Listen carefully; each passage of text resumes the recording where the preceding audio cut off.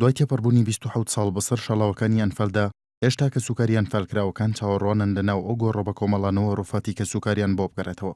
رووسیا و کەمبۆدیا و بۆسنا و عێراق ئەو وڵاتانن کە زۆرترین گۆڕی بە کۆمەڵیان هەیە. رووسیا لە سەردەمی ستالیندا نزیکەی 700,000 کەس لەلایەن دەستگا ئەمنیەکانی ئەو وڵاتەوە بێسەر و شوێن کران، بەڵام تا ئێستا زانیاریەکی ئەوتۆ سەبارەت بە گۆڕە بە کۆمەڵەکانی ئەو وڵاتە بڵاو نەکراوەتەوە. بۆسنەش لە نەوەدەکانی سەدەی ڕابردوودا بەهۆی جەنگی ناوخۆییەوە بە سەدان موسڵمان و کروات لە ناو گۆڕە بە کۆمەڵەکاندا شاردرانەوە.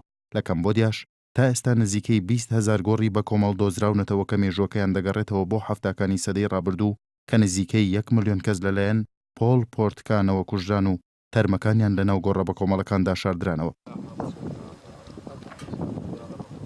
عێراقیش لە ڕیزیە وڵاتانەیە کە زۆرترین گۆڕی بە کۆمەڵی تێدایە و زۆرترین گۆڕە بە کۆمەڵەکانیش بۆ سەردەمی ئەنفال دەگەڕێتەوە. تا ئێستا ژمارەی گۆڕە بە کۆمەڵەکانی عێراق بە دروستی نەزانراوە، بەڵام بەپێی لێکۆڵینەوەکانی ڕێکخراوی سەربەنەتەوەی یەکگرتوەکان زیاتر لە 300 گۆڕی بە کۆمەڵ لە عێراقدا هەن. بەپێی راپۆرتێکی پەیمانگەی پزیشکی دادوەری هەرێمی کوردستانیش 215 گۆڕی بە کۆمەڵ لە ناوەڕاست و باشووری عێراقدا هەن کە تەرمی قوربانیانی کوردی تێدا شاردراونەتەوە. لەناو ئەو گۆڕە بە کۆمەڵانەی کە تەرمی قوربانیانی کوردی تێدایە تا ئێستا تەنها 8 گۆڕی بە کۆمەڵ هەڵدراونەتەوە کە ڕۆفاتی 3300 قوربانی کوردیان تێدا دۆزراوەتەوە. گۆڕی بە کۆمەڵی مەهاری لە ناوچەی دیوانیە تا ئێستا گەورەترین گۆڕی بە کۆمەڵی قوربانیانی ئەنفالە کە هەڵدرابێتەوە و ڕۆفاتی 730 ئەنفالکراوی تێدا شاردرابووەوە. زۆرترین گۆڕە بە کۆمەڵەکانی عێراق لە ناوچەکانی دیوانیە، سەماوە و ڕوومادی و دەشتی موسڵەب. بەوتەی بەڕێوەبەری گۆڕە بە کۆمەڵەکان لە وەزارەتی شەهیدان و ئەنفالکراوانی حکوومەتی هەرێمی کوردستان بەهۆی ئەوەی گۆڕە بە کۆمەڵەکان زۆرتر لەو ناوچانن گرفتی ئەمنیان هەیە، نەتوانداوە بەپێی پێویست بە دواداچوونیان بۆ بکرێت. لە ناو هەرێمی کوردستانیش تا ئێستا ژمارەیە گۆڕی بە کۆمەڵ هەڵدراونەتەوە.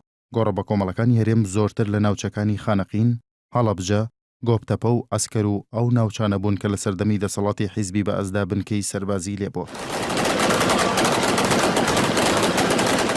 جگەر لە دەسەڵاتی بە ئەس چەکدارانی داعشیش لە ماوەی 1 ساڵی ڕابردوو قوربانیەکانیان لە ناو گۆڕە بە کۆمەڵەکاندا حەشارداوە. تا ئێستا لە جەلەولا و سەعدیە نزیکەی 10 گۆڕی بە کۆمەڵ و لە ناوچەکانی زومار و شنگالیش 4 گۆڕی بە کۆمەڵی قوربانیانی دەستی داعش هەڵدراونەتەوە کە تەرمی زیاتر لە 100 قوربانی لە ناو ئەو گۆڕانەدا حەشاردرابوون.